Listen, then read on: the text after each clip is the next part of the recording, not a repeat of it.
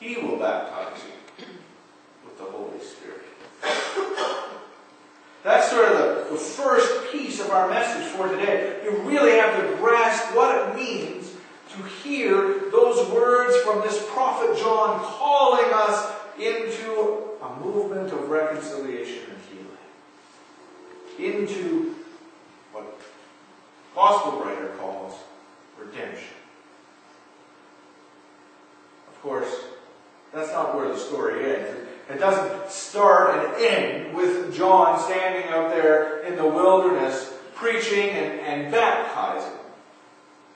If that were it, Mark's Gospel would be really short.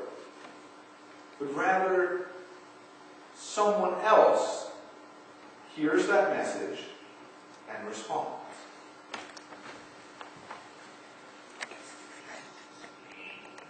Baptized by John, and just as the baptism was ending, a light shone on the Spirit came, and Jesus heard,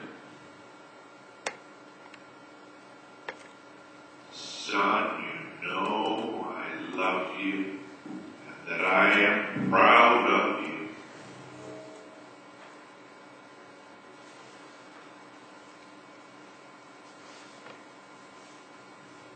Then the Spirit immediately drove Jesus out into the streets.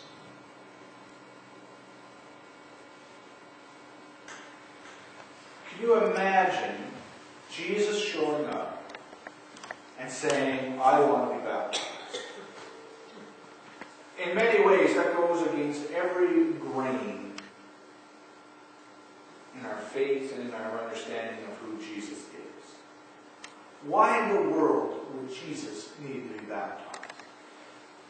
What is it that he might have done or not done that he might need a baptism for the forgiveness of sins?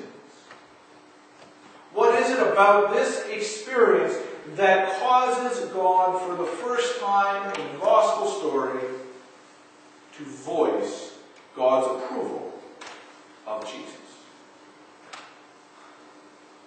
Seems to me that one of the pieces in this is that Jesus humbles himself to be like everybody else. Jesus isn't the next door neighbor who says, I've known President-elect Obama since he was knee-high to a grasshopper. That's not who Jesus is. Rather, in this instance, Jesus is someone who humbles himself to be just like everybody else. That's the beginning of servant leadership. Of saying, I'm just like you. I might have different talents. I might have different skills. I might be older or younger and lived or traveled more or different places. But after we get past all that stuff, we are the same. And it's after that moment, just as the baptism is ending, we're told that the voice of God breaks in and says, "This is my Son, the Beloved.